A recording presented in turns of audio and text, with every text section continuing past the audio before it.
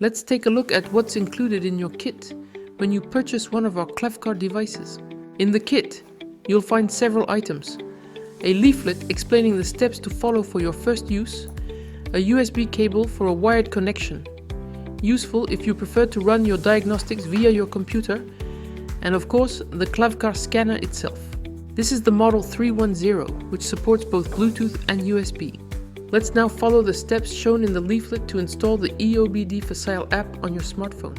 First, download the app by scanning the QR code on the leaflet with your smartphone's camera, or by searching directly for EOBD-Facile in your app store.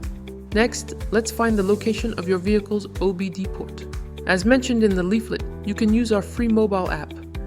Where is my OBD2 port? Find it. Plug in your klavkarr. You're now ready to make your first connection. Start by switching on the ignition.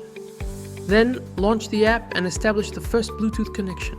Select your klavkarr, here the 310 model. Accept the terms of use and allow EOBD-Facile to access Bluetooth. Your klavkarr device will appear. Select it. The connection is made, you can start your vehicle diagnostic.